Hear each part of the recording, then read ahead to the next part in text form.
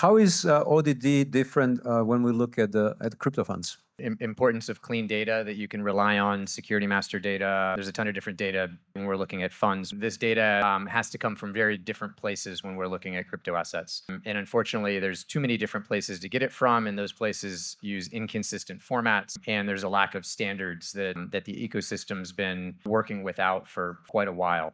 So I'd say you still need the same things when you're doing traditional diligence, but the ways that you're going to get it and how you're going to look at that data might require very different expertise. This isn't a small complexity.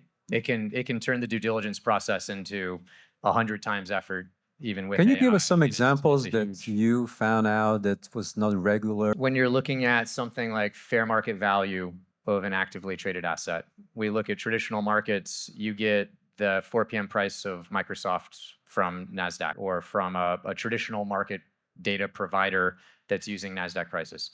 And all of that exists. You know where to get it from. If you go and get it from S&P, or you get it from Bloomberg, or you get it from another big data provider, you're making buy decisions on how much it's going to cost, but really the product you're getting is pretty similar. They're not going to differ much. In crypto, they all differ just vastly. And the vendors are tiny. Most of them are not profitable. So you actually have to look at the companies and the vendors when you're thinking about third-party risk, selecting the partners that you're with in a different way, making sure they've got proper cash flow. You go and sign up for a vendor and they're bankrupt in a year. Obviously, that's going to cause a lot of complexities. So when you're thinking about redundant third parties that you're contracting with, you're thinking about redundant data sets and the ways that you're doing it, it definitely requires some very different expertise than before. Anthony, go ahead. When I look at digital assets, to me, being an ODD professional, this is what we're here for. The new, what's on the docket. Just like we have to switch from public market due diligence to private market alternative due diligence and the nuances there, that took training from the field. When you look at equities and bonds and you look at the ecosystem around it, say compared to digital assets, you have Bank of New York Mellon, you have JP Morgan, you have State Street Bank, you have a lot of these institutions that are part of the ecosystem in that space. There's that old saying, you're not going to get fired for hiring fidelity, right? So that's a key integral part, whether a DC plan or a custodian. When you get to digital assets, to the point you were making, the ecosystem is changing every single day. And we're a trust and verify business. So when you get the public equities, you get the bonds, okay, show me your trade transactions, show me the prices, show me your fair value committee meeting notes and minutes. It's all there. You just have to know how to ask for it, get it, and how to assess it and how to write it up.